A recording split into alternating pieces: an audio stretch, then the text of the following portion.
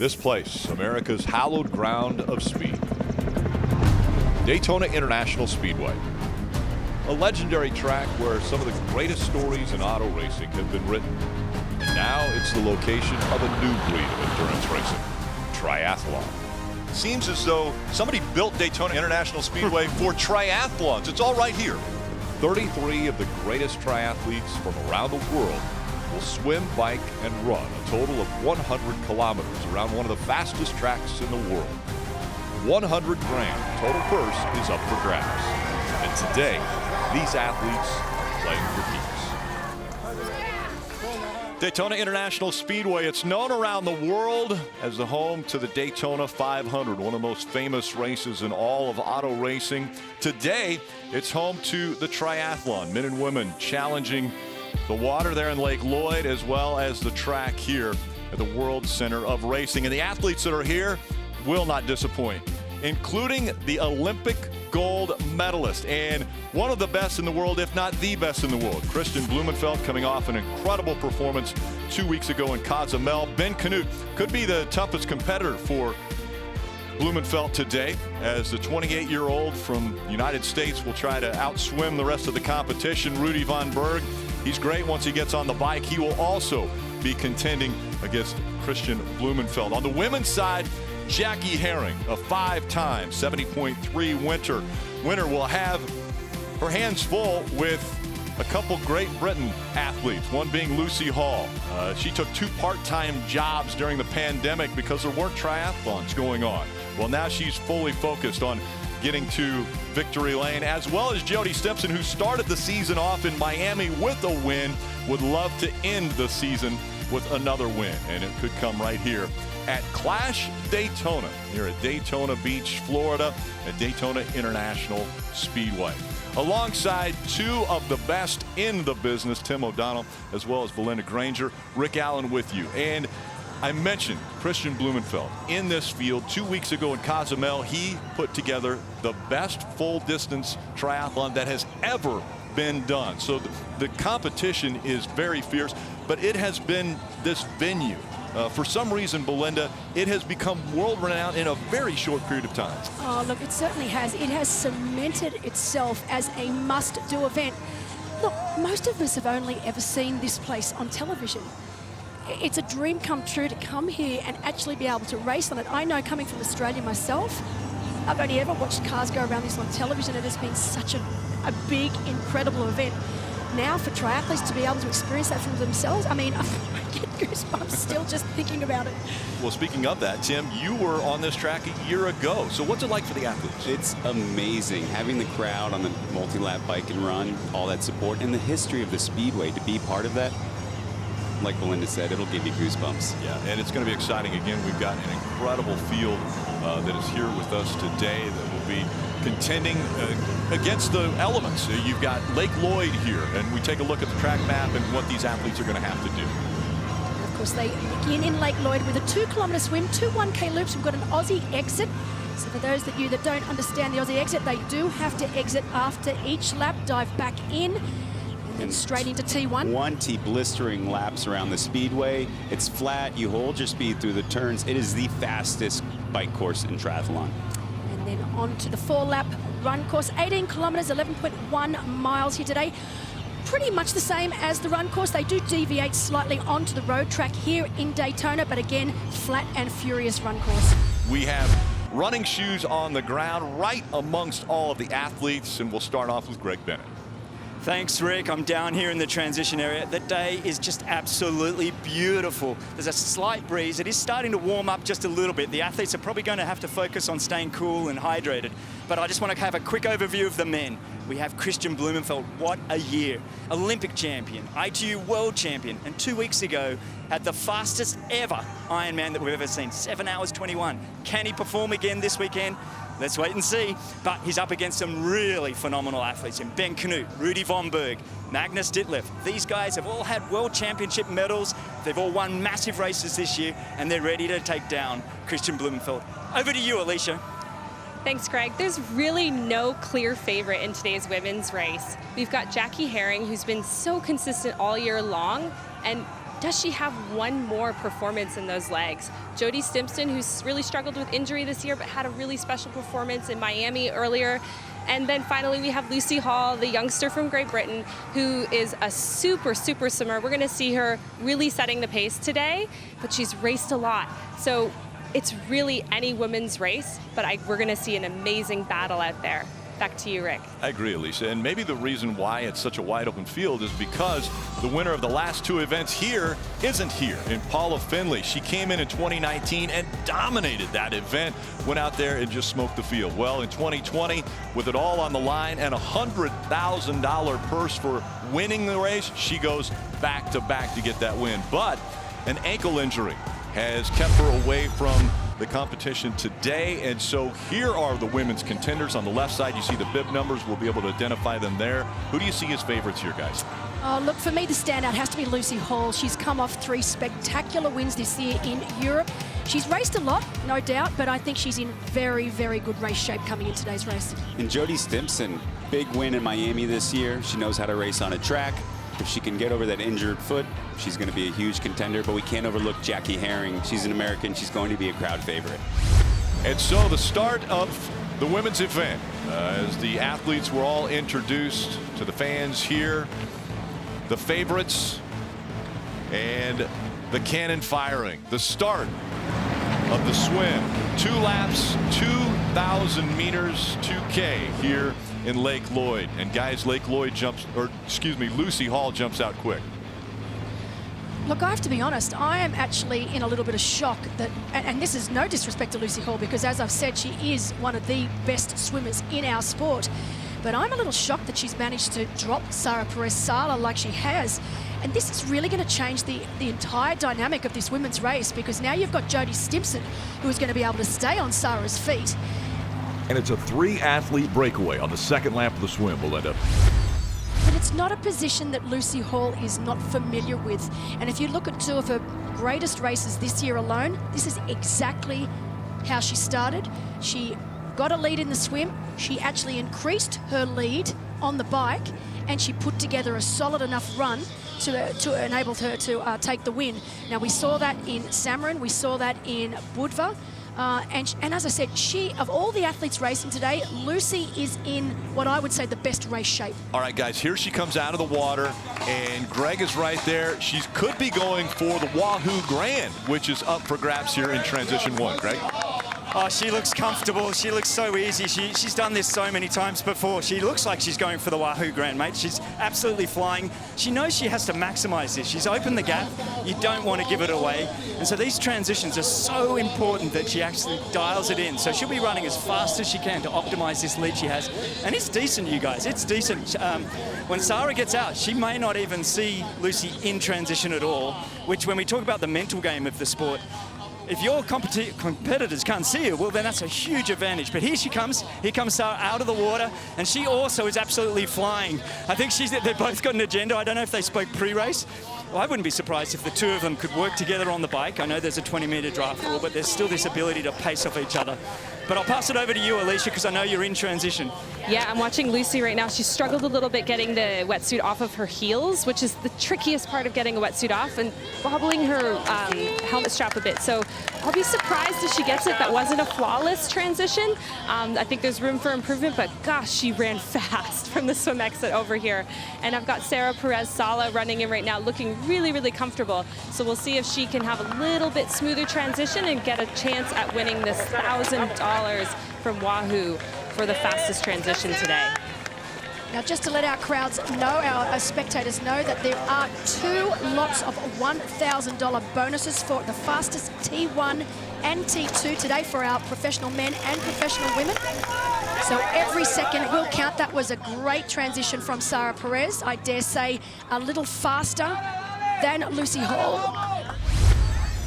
What a start for the women as Lucy Hall leads out of Transition 1 with Sara Perez-Sala and Jody Stimpson looking to make up ground on the bike. We'll be back to Daytona after this.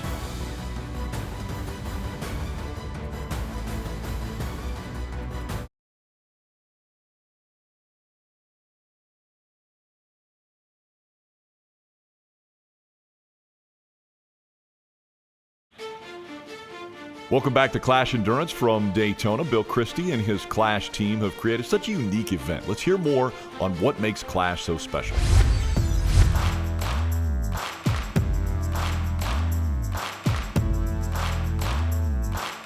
Clash is mind over body. Every minute of, I've only got 2 minutes left, I know I can last 2 more minutes. Whether you're training, whether you're racing, saying I'm pushing everything I've got, I got a quarter mile left, I can do this. NASCAR's got a phrase that I love, and that is, if they get you to a race, they got you as a fan.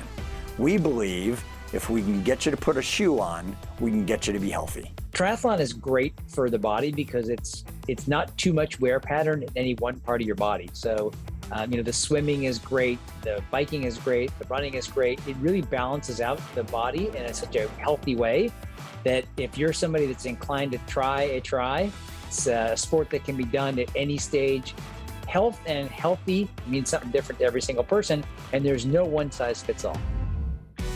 I've had these words put on my alarm clock or on where I brush my teeth every night since I was a little girl, and it says, remember what you feel like after. And those are really important words to me. I remember what I feel like, even though I wake up, oh man, I don't feel like moving that much today or whatever it is. But as soon as you do it, you're like, man, I'm so glad I did that. I feel so much better. I'm happier, I have more adrenaline, I have more pep in my step. And for me, I've been like that since I was a little girl, and I feel grateful that I'm able to do it. Obviously, to push our bodies as hard as we do, we need to eat healthy and take care of our bodies from, a physical therapy and massage standpoint and things like that. So I think we're really healthy people, but I think the great thing about triathlon is any age group athlete or anyone from any sport background can have the goal of completing a triathlon with whatever your lifestyle is and however you can fit the training into your daily life. Whether you're a parent or you work a lot, it is a very fun and approachable sport. Clash Endurance is a family experience, a race experience. There's something for everybody. I'm loving every second of it. I'm loving every minute of it. I want them to have a memory of them pushing for their personal best or doing their first. I want you to walk away feeling like that was a great experience and your entire family that was there had something to do and they were just as excited. I think that's cool about races like Daytona. There's tons of people who are doing it for the first time and having their first race ever, and at the same time, lots of people that are, have a lot of experience. I'm loving every second of it. I'm loving every minute of it. The Clash team and Bill Christie have truly started a revolution. I hope that I'm still racing many years to come just to be able to experience it, just to be able to put races on and execute them so well in speedways across the country. It hits the pros, it hits the amateurs, it hits their families. It's riveting.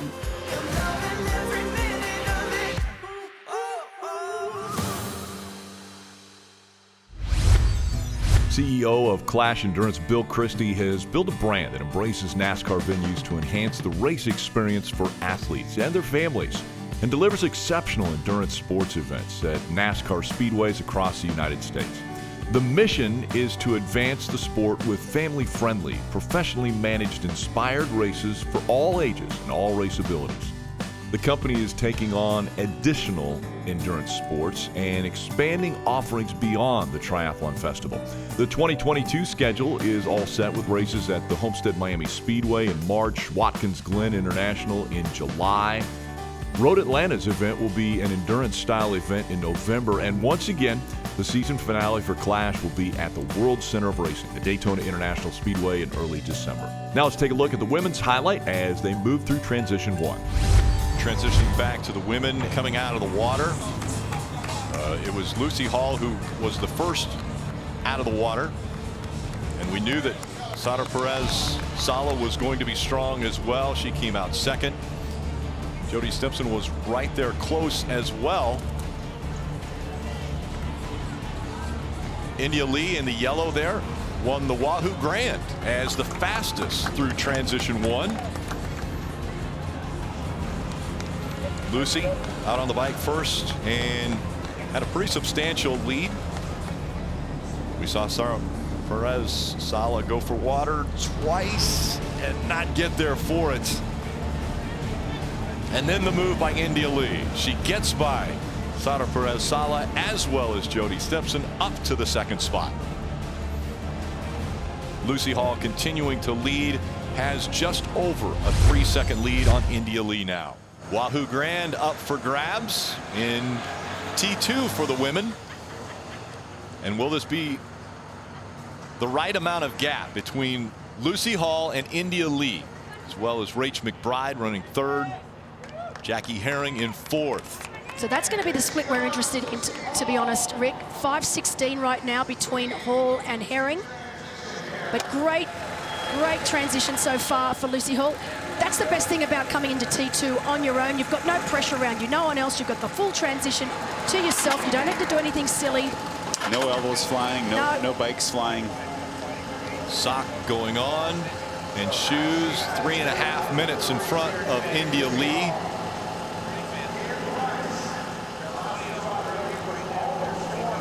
How's your lower back right now? You've been in that position. You're bending over to put socks and shoes on.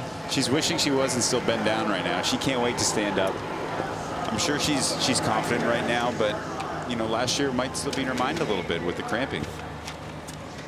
So we'll see how she stretches out after being in that position, that same position, for over an hour. Well, I have to say, from what I'm seeing right here, she looks pretty good. I'm actually quite surprised. Still looks quite relaxed in the face. Shoulders are relaxed. She looks in control, Belinda. Yep. She looks confident. Looking at the watch. Nutrition, different things that she's bringing with her. She needs to get calories in. As we said, it's still an 18-kilometer run. 4 laps around the track now. And she knows with the lead she has, the other women have to take chances to try to beat her. And she is in control right now. Best to be in control, right? You want to be in control of the race. But looking now, look at the stride. I mean, I think Lucy looks really, really good. You mentioned 18 kilometers. That equates to 11.1 miles. Thank you for doing that conversion, because I definitely couldn't. Got my calculator out. I'm sitting next to the Australian, so I automatically go into kilometers. But this is the start for Lucy. They'll make a little bit of a turn onto the road course here for this run. And so they'll go into the infield for just a little bit and come back out onto the apron of the racetrack here. And in the meetings with these athletes, they said, okay, obviously the runners, you're going to want to stay to the inside. You'll stay in tight on the inside of the course, because when the cyclists are out there, they will be on the outside of that apron. You want to make sure that the runners and cyclists, which will be on the same apron, stay clear of each other. But still deadpan flat. Like still flat. Yeah. But looking at Lucy now, great cadence. She's up nice and high. Shoulders are relaxed. As the women transition to the run, we transition to the men who are about to get underway. The biggest stars in triathlon start their event next.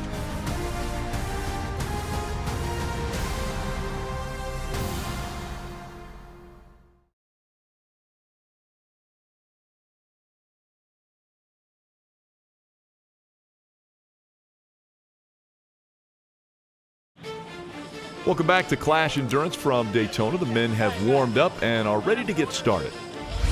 We take a look at the contenders. Again, the bib numbers on the left side of the screen. Christian Blumenfeld, the Olympic gold medalist this year, world champion, as well as he did his first full distance just 2 weeks ago, and very strong. Who do you guys like in this field other than Christian? I know. I mean, it's very easy for us all to say Christian Blumenfeld. For me, Ben Canute is the in-form athlete race-wise right now as well, outside of Christian Blumenfeld.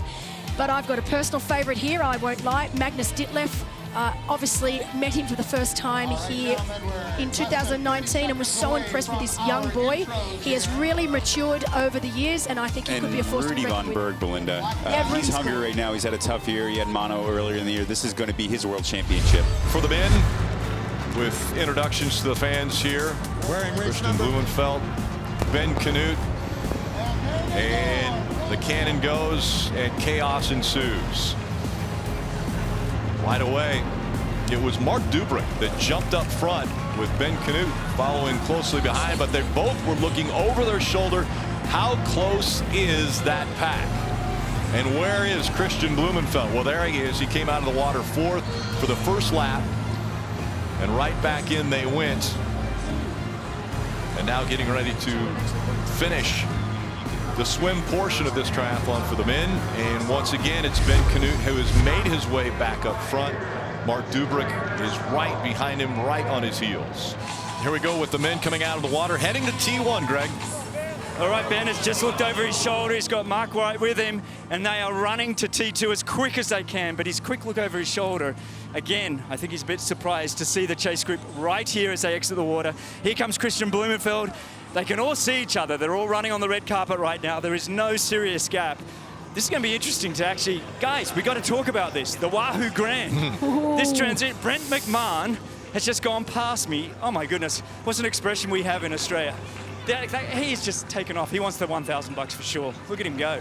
So right now, my money's on Brent McMahon. I've never seen a guy take off like that trying to win a preem before. And I love it, Greg, because he is the oldest in the field at 41 years of age. Nice to see. Well, here's Magnus Ditlev has just gone past me, and he can see them as well. So he's had a fantastic swim, by the way. Normally, he's having to chase up a little bit after the swim. Not today. He's right with them. You see Christian Blumenfeld right now taking the wetsuit off, helmet going on. So Ben Canute leading them out of T1, followed by Mark Dubrick. We can see Christian Blumenfeld out on his bike now. There's Brent McMahon. Christian Blumenfeld right behind Brent McMahon. Looks like Rudy Von Berg coming out now as well, right behind Christian. Yeah, what a transition for Brent McMahon. Really fast transition. I believe Greg called that earlier. As Brent is his favorite for the Wahoo Grand winner. Oh, I like it. Well, wise choice. There's Tom Davis also out on the bike now. Igor Amarelli following behind. And such a tight group. Very still tight. too. I mean, there was not a big gap between any of these athletes coming out of the water. As the men continue through transition one, let's get you caught up on the women's run. And so Lucy Hall, as we mentioned, out of the water first, off the bike first, out onto the track, and had a pretty good sized lead. Jody Stimpson, a unintentional littering penalty when her number comes off. When she's made aware of it, she realizes the rule is if you can pick it back up, the penalty goes away. She does, and so that 30-second penalty erased.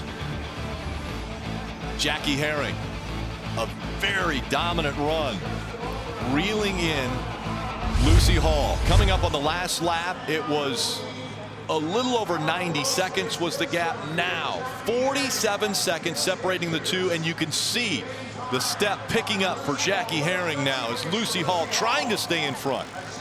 Just a half a lap remaining here at Daytona.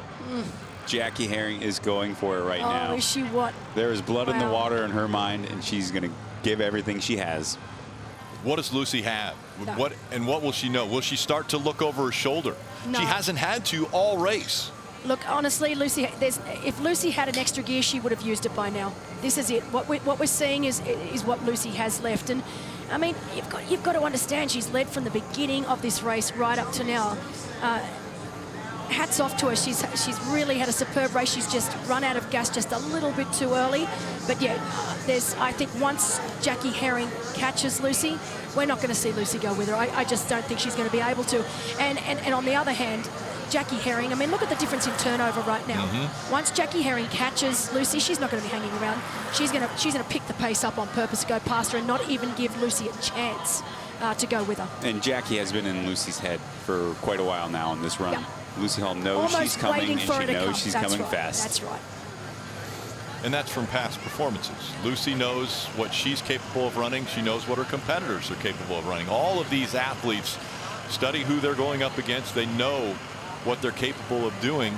Lucy Hall knew the strategy she needed to put in place to win this race. Yeah, Jackie is just having the absolute race of her life. And I mean, particularly the run. Jackie not only had a brilliant swim, she did what she needed to do on the bike to stay in contention. And I think Lucy is close. We will see Lucy put together this full, complete race. But unfortunately, today, it looks like Jackie's going to make this pass, but she's just having an absolutely brilliant day. And let's not forget, this is a mother of 2. Half a lap away from glory for Lucy Hall, but Jackie Herring is breathing down her neck as we are in the final stages of our women's event. The incredible finish is up next.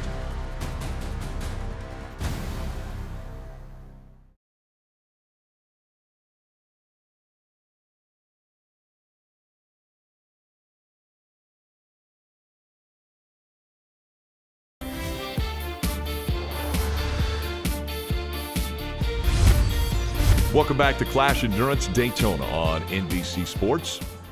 The gap has closed to about 15 yards. Rick, I think it's closer than that already. I think she's moving in fast. She can hear the footsteps. Here Lucy she goes. Hall has been so dominant, has been so strong throughout this race, but as we've seen so many times here at turn 4 at Daytona, a last lap pass. Jackie Herring goes by Lucy Hall, takes the lead here at Daytona. And there is no looking back right now with Jackie. In fact, she's picked it up. Look at Yep. that. If you look at her cadence, she has actually picked that up exactly as I said she was going to. And did you see the difference in their run form when they went past? Jackie with that beautiful forward lean, while Lucy Hall standing up straight. There was nothing at all that Lucy Hall could do. And their stride lengths, Belinda. I mean, you look at it, Completely as you get different. tired, you tighten up, and we're seeing that with Lucy Hall right now. And Jackie Herring looking confident now out front.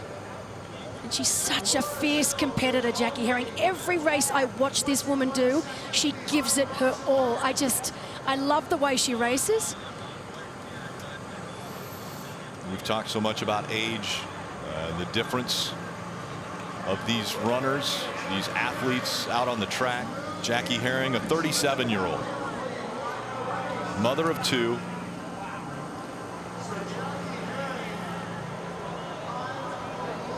A smile on her face now.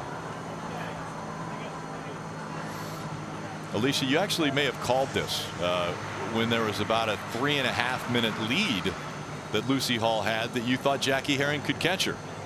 Yeah, it just watching these women race, like you can kind of, there's a lot of tells that, you know, when you're an experienced athlete, and I have the experience of racing against these women, I can tell when they're going to have a great day, when they're, you know, maybe not quite going to hold on for the win. And Jackie just had that special look about her. She was hungry, and she unapologetically goes for the win. That's what I love about Jackie. She might not be the most famous athlete in the sport, but she sure is making a name for herself. And I really hope that this result today does help, you know, just build her resume and get a lot more people looking at what she's doing, because gosh, she deserves it. Remember the last 2 years, this place was owned by Paula Findlay. It was the Paula Findlay show.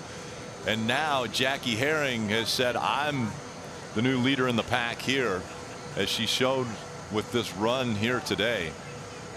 Well, she made a statement in Miami coming third, you know, getting onto that podium, and now she's just up to game even again, coming home. The crowd now will cheer her on. She's executed the day so well, Rick. Didn't panic.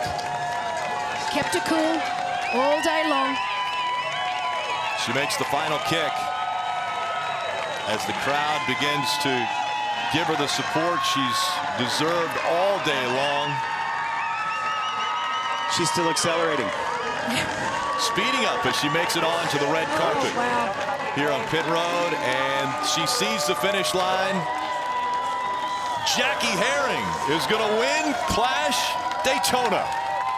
What an incredible race from Jackie Herring today. Well done, Jackie. That was amazing. And you can see she's given it everything. Lucy Hall. And what an effort, what a performance. What a day. But let's be honest, this is the sort of racing we want to see. I want to see close, hard racing. I want to see these women giving it absolutely everything. And these 2 women today did exactly that. This is why I love our sport. And it was down to the last half mile. Exactly. Last turn. It took that long. And we said it would. We said it would. Pierre in 4th, and there is literally no... Oh, and look at this. As I say it, here she comes. Marjolaine Pierre has passed Jody Stimson for the 3rd position. What a kick. Oh, my my gosh, this is insane. I knew it was going to be close. I did not know it was going to be this close. The 22-year-old Pierre, third at Daytona. What a run. Oh, that's incredible. Jody Stimpson is fourth. Let's hear from the winner, Jackie Herring. I feel exhausted.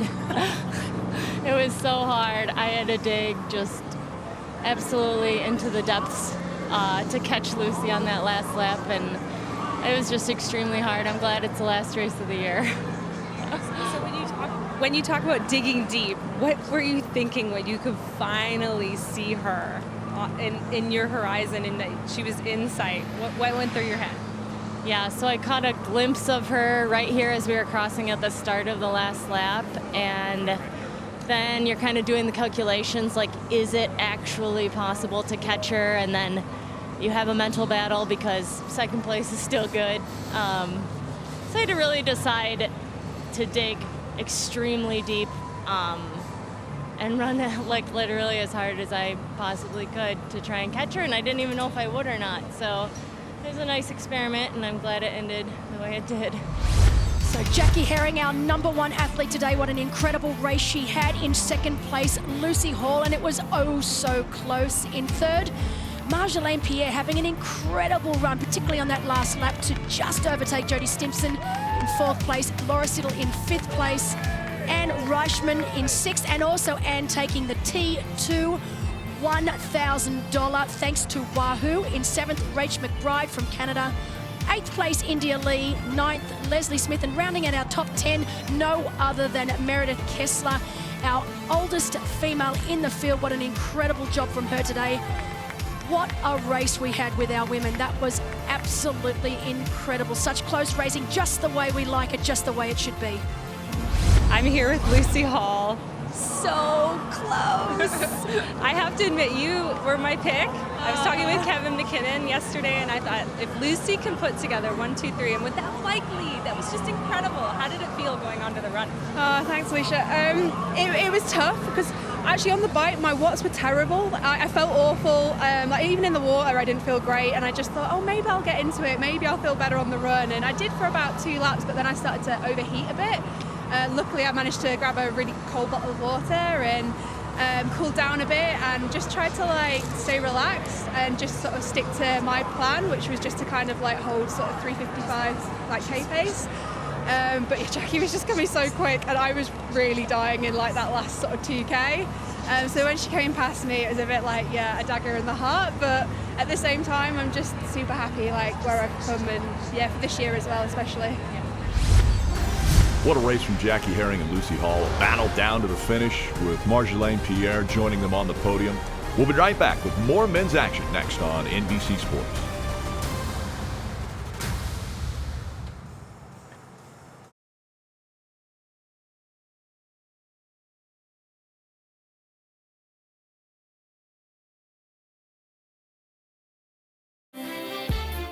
Welcome back to Clash Endurance from Daytona International Speedway. As our women's event is wrapped up, let's check in on the men's bike.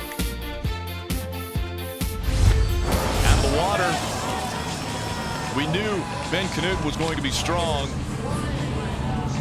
Mark Dubrick also very strong through the water.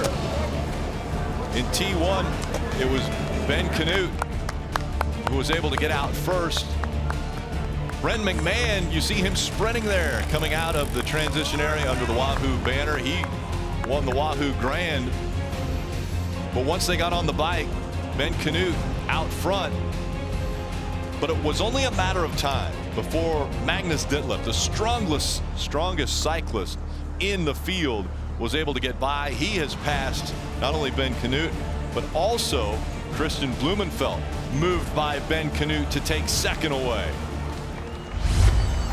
Now we see, look at Magnus up in the seat, getting ready for T2. He just looks so smooth when he rides his bike. I mean, he's a monster of a guy. He's really tall, but he just looks beautiful on a bike. As I mentioned, just under 6 feet 5 inches tall for Magnus Ditlev, the 23-year-old, coming out of his shoes now as he's getting ready for the transition. And again, the Wahoo Grand still up for grabs for the men in T2.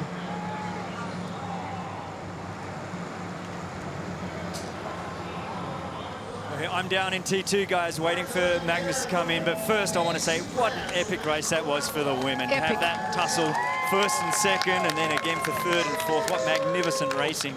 But I've got Magnus coming down into transition 2 now.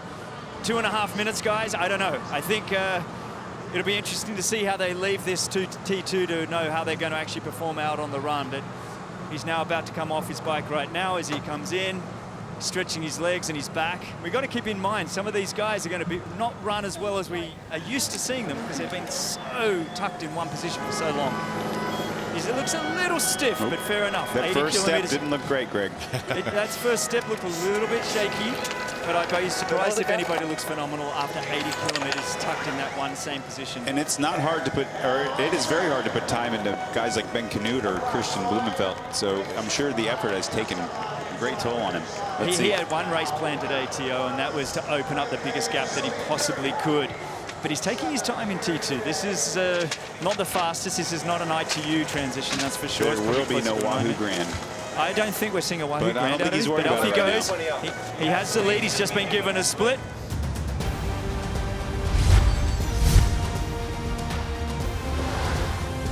Magnus Ditlev leads the way through transition 2. Can Christian Blumenfeld make up ground as we start the run? We will see when we come back to Clash Endurance Daytona.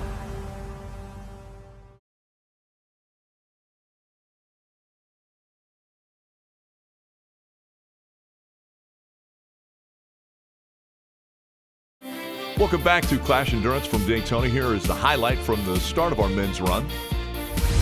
As they come into transition 2, it was Magnus Ditlev who really put on an impressive performance on the bike. We knew it was only a matter of time before Christian Blumenfeld would close the gap. He did it in T2 where he won the Wahoo Grand. When he came out, it was full speed ahead and only a matter of time before he was able to catch up to the leader Ditlev. As we see Rudy Vonberg, he was able to go by Ben Canute. Matt Hansen with a strong run, also reeling in these racers, but this was the pass for the lead. It was Christian Blumenfeld who really had a burst of speed, goes by Magnus Ditlev and has not looked back since. Regardless of whether it's a world record time or not, the time he did was phenomenal. So I think we can just keep it at that. And I think everyone would have been hard pressed to go any faster on that day than he did. I agree. Magnus Ditlev holding on to second, but you can see third in the background there, and it looks like Rudy Vonberg back far enough that probably won't catch Magnus Ditlev. Yeah, he's still 3:13. Yeah, but well, not 3:13. He's about what's that? Just under 2 minutes down. Under 2 minutes. Just behind under 2 minutes behind. Yeah, I can't see him getting caught. Ditlev would have to self-implode for that to happen. I think we can be fairly confident that Blumenfeld, Ditlev, Vonberg. I think Hansen's going to run out of real estate here. Yeah, still a little over a minute behind Rudy Vonberg as they're closing in on probably the final mile here in Clash Daytona. And once again, you're going to see a little skip in the step here of Christian Blumenfeld as he comes in front of the crowd for the final time. Turned around to make sure, just to be sure that Ditlev wasn't right next to him, but some high fives to the crowd. Again, what a incredible spectator group here at Daytona. And what a performance and a person that we have become or come to know now in Christian Blumenfeld. So many of the amateur athletes are sticking around here to watch this performance. And what a performance it is. The Olympic gold medalist, the world champion in triathlon, is going to win Clash Daytona. Christian Blumenfeld wins at Daytona. And look at it, he doesn't even look like he's exhausted. A big smile, he's not breathing heavy. Bill Christie, the CEO of Clash Endurance, giving him a big hug on the finish line. The vision that Bill Christie has been nothing short of amazing. He's been a gracious champion all week. It's been a really pleasure has. to have him here. 3 hours, just under 9 minutes, the finishing time for Christian Blumenfeld. And he's going to carry a conversation on right now with Bill. We're seeing It's incredible. Magnus Ditlev. I think he's fantastic performance by It is a Magnus. fantastic performance. I'm pretty sure he's glad it's only a 4-lap run here today, but he's done very, very well to hold on to second place. I saw a little smirk on his face. I think it's starting to set in that, hey, this has been an amazing performance. If I'm going to get second to anyone, it might as well be the Olympic gold medalist. I'm okay with that. He's in rare air.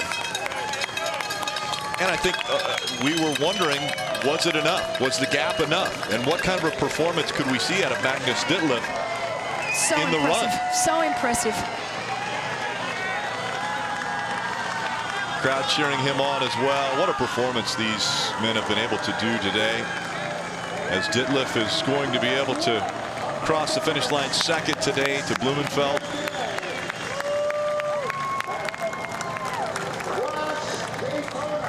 A little more of a grimace on his face as he comes under the arch. Magnus had to earn this one, right? Yes, he did. So that's race number 11 for Magnus Ditlev this season alone. He's done 10 half-distance races already. Race number 11. I think he has well and truly earned his off-season this year. I think Christmas is going to be a good one for Magnus Ditlev. And we saw Greg Bennett down there talking with the athletes. He is standing by with Christian Blumenfeld. Christian Blumenfeld, what a year, what a race. How do you feel right now? Well, I was kind of a little bit stressed there on the bike. You know, Magnus was going so hard, and I saw on the timing board on the opposite side that he was gaining like 10 seconds per lap, and I just tried to do the math. Like, it's like 14 laps left, how much, kind of 230 maybe, like, okay, I should be able to run that down, but then he started to increase that kind of per gap, not per lap, and oh yeah, it was kind of a relief when I managed to pass him there on the third lap, and I kind of knew that, okay, I have the win in my pocket, and the last lap was just, yeah, a joy. Christian Blumenfeld is the 2021 Clash Endurance Daytona champion and has now won 6 races in 8 events this season. What a year for the Norwegian. We'll hear from more athletes and wrap up our events.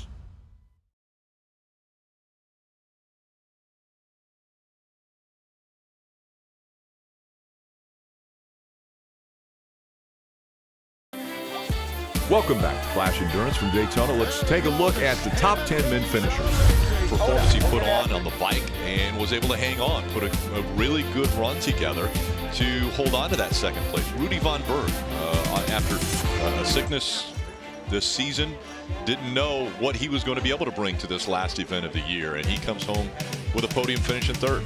Standouts for me, 5th place, Brett McMahon, our oldest in the field. Great to see him back racing so well. And for me personally, Tom Davis, he's had a really rough up and down year, a couple of bike crashes that have forced him out of races. So to see him take 7th. And Taylor Reid, he's been at every single Daytona event since it started. So to see him get in the top 10, really great race from Taylor Reid. And Nicholas Chase, he'll be very happy with 10th place. Matt Hansen, that 4th place. Tough couple weeks for him, but he's shown that he's back. And now down to Alicia with our 2nd place finisher. Magnus, congratulations, just such a dominant bike. How did you feel about your race today? Yeah, thank you. I'm really happy with my race, especially I had a very good swim. So for once I started the bike in a good position, and I tried to be aggressive from the start and try to make a gap, and I succeeded. And then out onto the run, I feel like I ran pretty well for 2 laps, and then I saw Christian was just storming towards me, and when he passed me, I was completely empty, and I could see that I had a big gap down to 3rd place, so the last lap was just about getting to the finish line. Watching you make moves on the bike is really, really fun to watch. We were all just losing our minds watching you literally look back. Oh, have I popped Christian yet? Have I popped Christian yet? What were you doing? Were you consciously trying to drop him? No, I started the bike in a good position, so I was more riding like a steady pace this time instead of when I have a bad swim. I usually go really hard from the beginning and try to bridge the gap, but this time I was there already almost, so I didn't do like huge surges. I more stick to my own pace. What a day it has been here at Daytona International Speedway. Started with the women diving into Lake Lloyd here, and a really tight competition that we saw on the women's side. We really did, you know, and as expected early, Lucy Hall took control of the race. She really did, for the swim and the bike. With our men, of course, Ben Canute, one of our favourites. Christian Blumenfeld, our favourite for the day, and he did not disappoint. It wasn't easy on the women's side, especially for Jackie Herring. Lucy Hall had a good lead. Jackie Herring had to fight to catch her and get past her to grab that win. And on the men's side, everyone expected Christian Blumenfeld to hoist the banner at the end, and that's exactly what happened. Thanks for joining us here at 2021 CLASH Daytona.